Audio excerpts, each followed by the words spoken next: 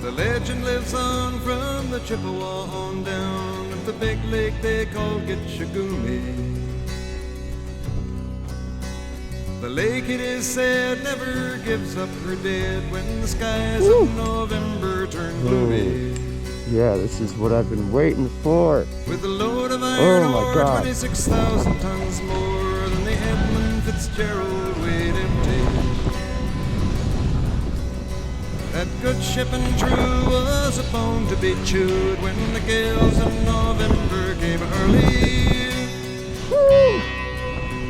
The ship was the pride of the American side, coming back from some mill in Wisconsin. As the big freighters go, it was bigger than most, with a crew and good captain well seasoned, concluding some terms with a couple of steel firms when they left fully loaded for Cleveland. Then later that night when the ship's bell rang, could it be the north wind they'd been feeling?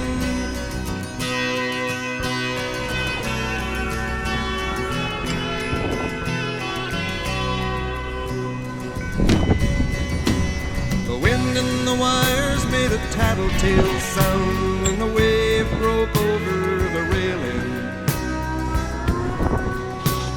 And every man knew, as the captain did too, 'twas the witch of November come stealing. The dawn came late and the breakfast had to wait when the gales of November came slashing. When afternoon came, it was freezing rain in the face of a hurricane west wind.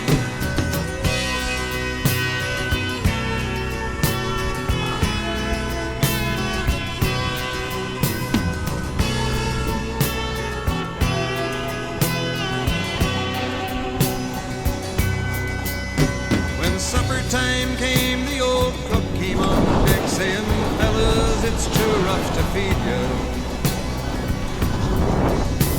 At 7 p.m. a main hatchway gave in. He said, "Fellas, it's been good to know you." The captain wired in, he had water coming in, and the good ship and crew was in peril. Later that night when his lights went out of sight, came the wreck of the Edmund Fitzgerald.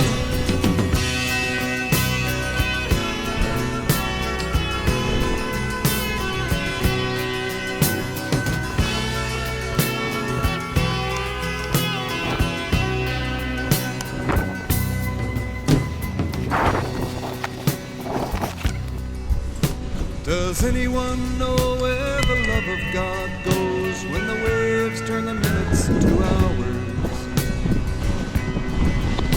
The searchers all say they'd have made Whitefish Bay if they'd put 15 more miles behind her.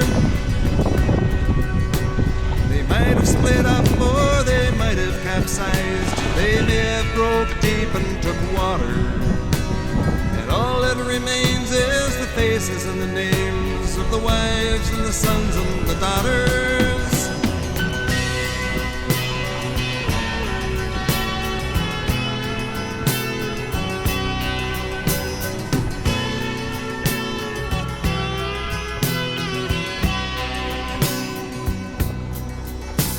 Lake Huron rolls, Superior sings in the rooms of her ice water mansion.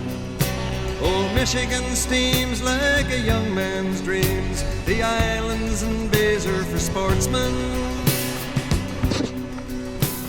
And farther below, Lake Ontario takes in what Lake Erie can send her.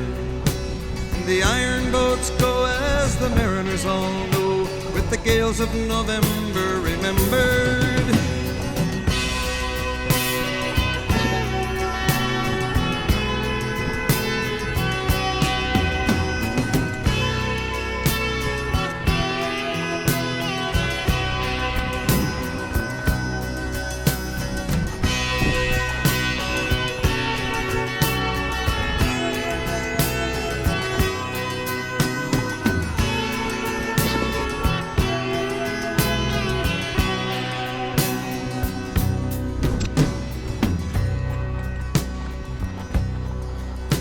In a musty old hall in Detroit, they prayed in the Maritime Sailors Cathedral. The church bell chimed till it rang 29 times for each man on the Edmund Fitzgerald. And the legend lives on from the Chippewa on down of the big lake they call Gitchagumi. Superior, they said, never gives up her dead when the gales of November come early.